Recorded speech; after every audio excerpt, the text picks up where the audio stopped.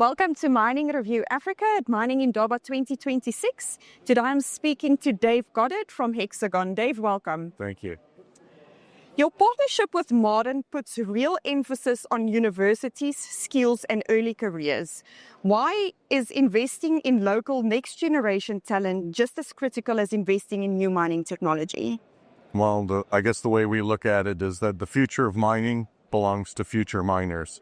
And so if you're not developing the future miners, then you're not really contributing to the industry. The other part of it is that, we work in an increasingly technologically driven industry.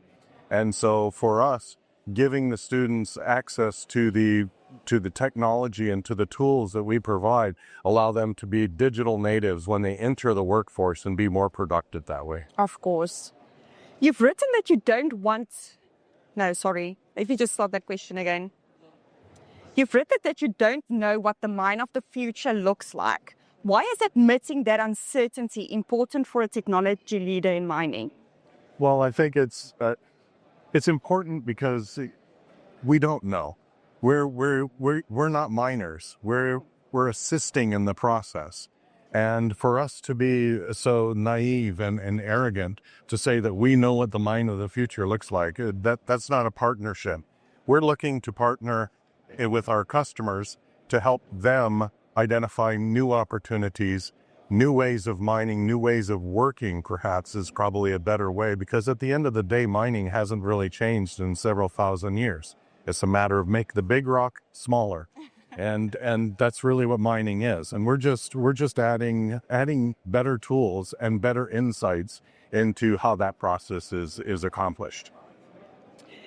After 30 years in mining technology, what is the biggest lesson you've learned about listening to customers versus trying to impose a vision of the future? Oh my God, that's the key. The biggest lesson is that it's still a people-driven process.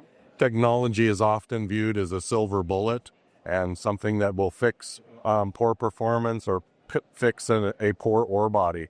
But at the end of the day, it boils down to people. And the change management is what's really the valuable part.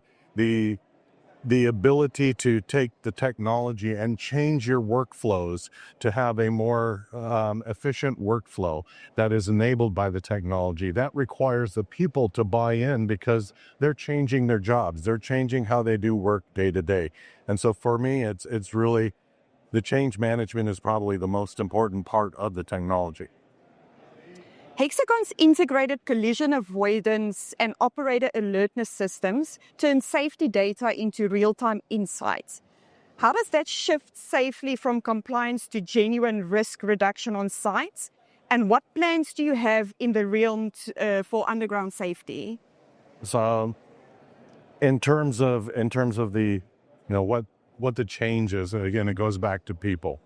And so when you go in with the insights and you start having that conversation with the individual operators, and you have the conversation not about you didn't do this correctly, but you talk about it from the standpoint of we want you to go home to your family at the end of the shift. This is the reason why we're enabling this. This is the reason why we have this technology. It's not for us to check up on you. It's to make sure that you get to go home to your families. And so that to me is probably the most important part of the insights and the approach that we take in terms of change management and making sure that people understand the why the technology is being implemented rather than the what. Otherwise, it's just too easy to check a box. For underground, we're in the process of testing a new product line around underground collision avoidance system. We've moved our operator awareness system, that's a TEAC systems. That has already been proven in the underground. We have a great customer in Tasmania that was our first implementation of that. Fantastic opportunity for us to continue to drive not just in surface, but in underground safety as well. You've described connecting the entire mining value chain as an ore-to-value journey. Can you explain that vision and why it matters for the future of mining? I think one of the important things to remember is that when a mine decides to develop an ore body, that ore body while it has physical constraints and a physical definition and an outline, the mining company really is looking at a model, a digital model of what that actually is.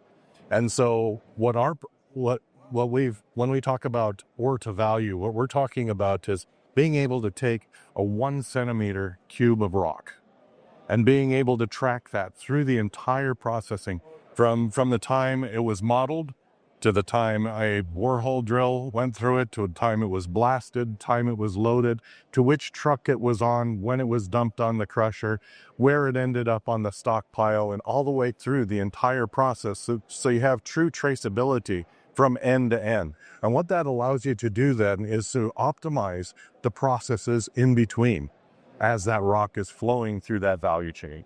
Good. Well, Dave, thank you so much for speaking to us. Thank you.